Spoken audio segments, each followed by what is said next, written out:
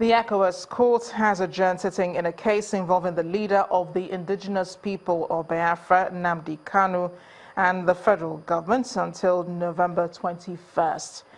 At the resumed hearing today, the counsel to the federal government told the court that the lead counsel would not be able to attend the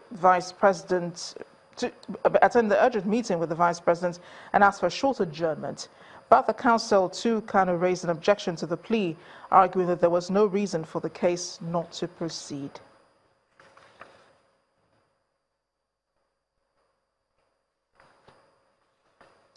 We've been talking about the economy and the National Economic Summit Group, which is meeting in Abuja right now, as well as some news from the IMF. So I'll be joined on the news at 10 by economist and Chief Executive Officer of Financial Derivatives Company, Mr. Bismarck Rawani, who's here to explain the numbers. Thanks for joining us on the news at 10. Good evening. What do you make of the implementation of the Economic Recovery and Growth Plan so far?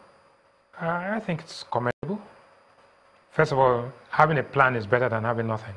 Secondly, the implementation and the commitment to the implementation is, in my judgment, extremely, I think they're devoted to the plan. But there seems to be consensus the economy is on the right path. Are you in agreement? It is on the right path. It's the pace of growth which is the problem. The pace can be accelerated, it can be catalyzed. It's being constrained by some institutional factors and also some people factors. And that is why it's important that at this point in time, the borrowing plan is approved very quickly, because we have only 3 more months in this year. The absorptive capacity of the economy to actually digest the amount of injection of funding into the market, into this economy, is limited. And so you've got to do it now. It sounds like you're saying that it's inevitable that we have to borrow. Yes, every country borrows. It is what you use the proceeds for that is the problem.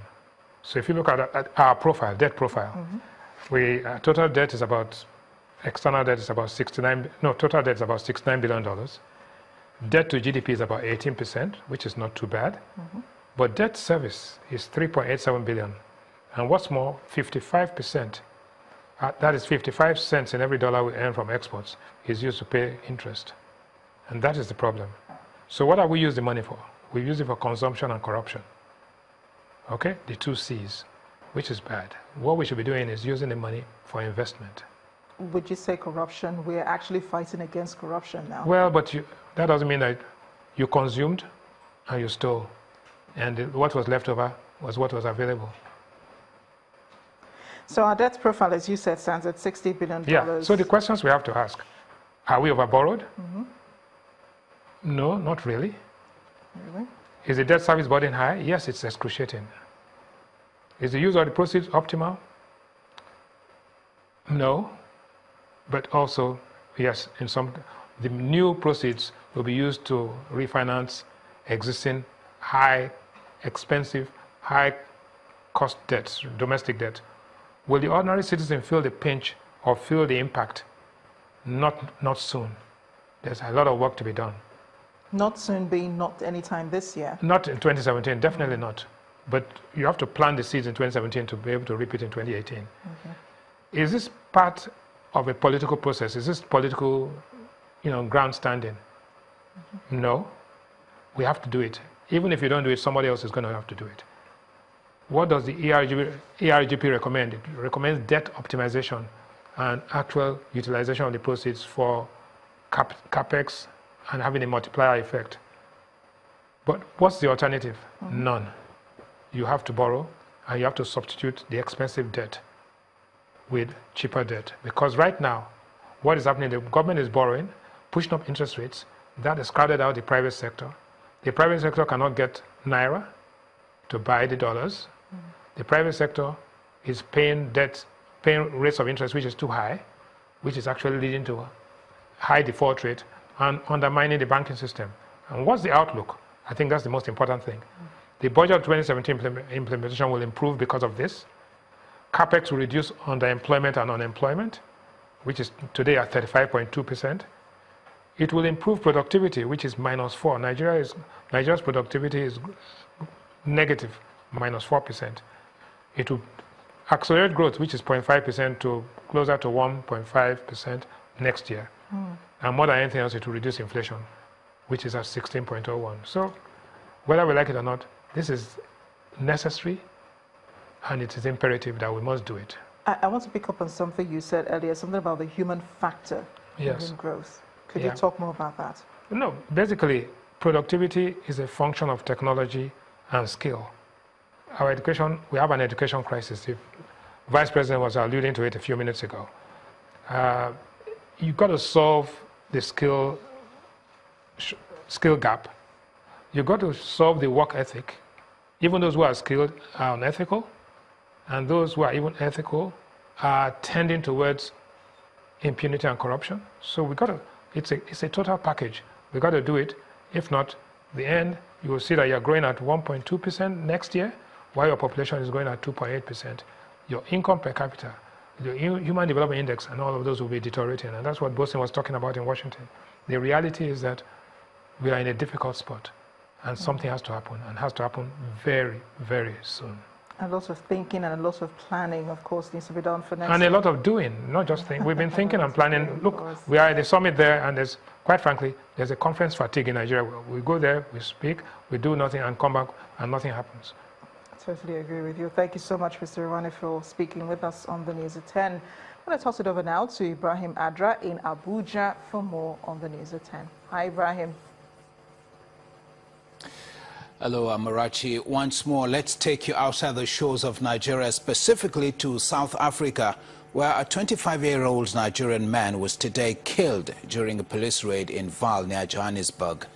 According to eyewitnesses, the victim was allegedly handcuffed, tortured and suffocated while being questioned by about 3 policemen at his home.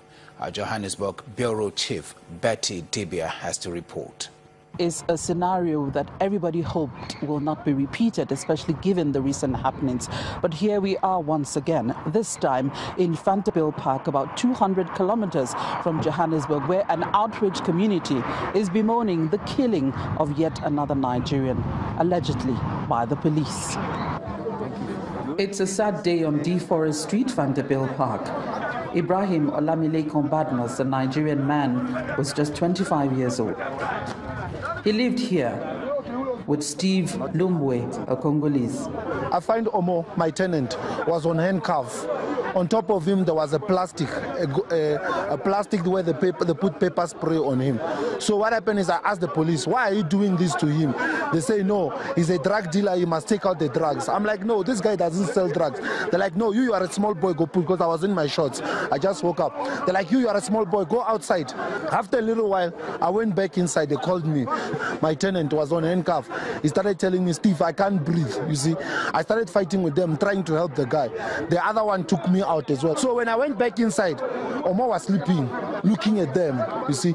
Then the police guy is like, no, he just fainted. We're going to call the police, the ambulance. Nigeria's Consul General was at the scene calling for calm while investigations are being carried out.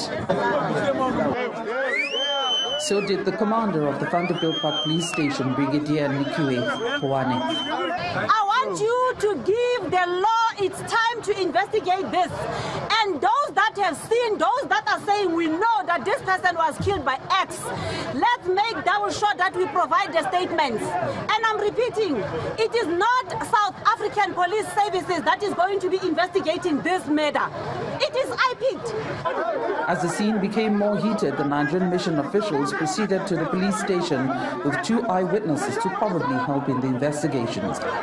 Meanwhile, a gathering of Nigerians is expected at a nearby stadium on Wednesday to discuss the next steps on the matter.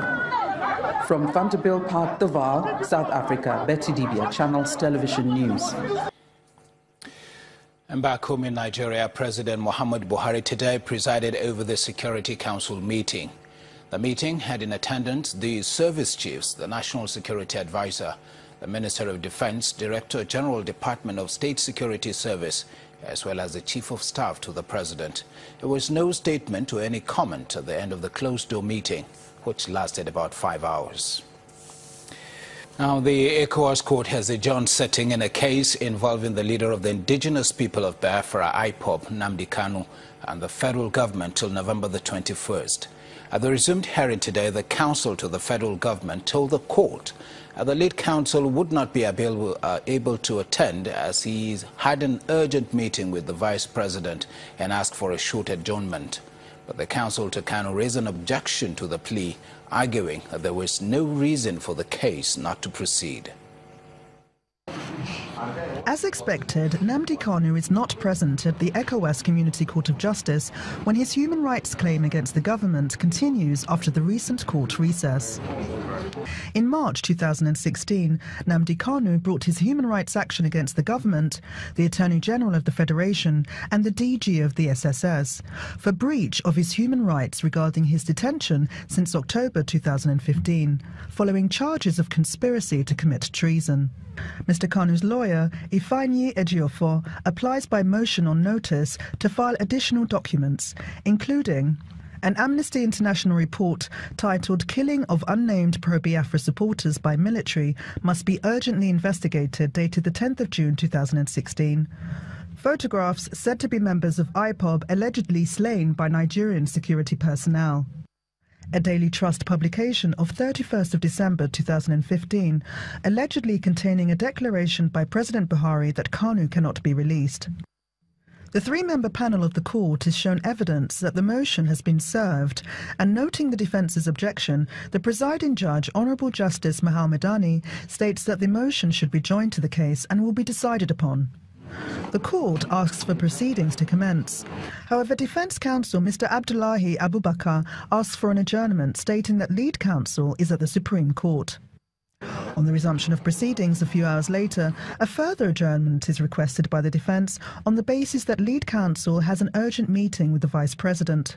Mr. Kanu's lawyer objects and requests that 2 million naira be paid by the defence in costs before the next adjourned date. He also accuses the defence of stalling the case and alleges that lead counsel had not in fact been at the Supreme Court. With a stern warning that this will be the last adjournment in the case, the court adjourns proceedings to the 21st of November 2017, which will include a decision on costs. After the hearing, Defence Counsel did not give an interview, but Nnamdi Kanu's lawyer had this to say. The matter has been adjourned till 21st day of November 2017 for hearing, and the court said that all the parties must be here on that day for the matter to go on. Right? So, and also I applied also for damages for costs to be awarded against them for not proceeding with today's hearing. A court of 2 million naira. Federal government has money, so but let's hope that they will pay me the money. In addition to this human rights case at ECOWAS, Mr. Kanu will soon be expected back at the Federal High Court, Abuja, to continue his trial for treason. But as to whether he will be present is yet to be determined. Yemisi Ipaye, Channels Television News.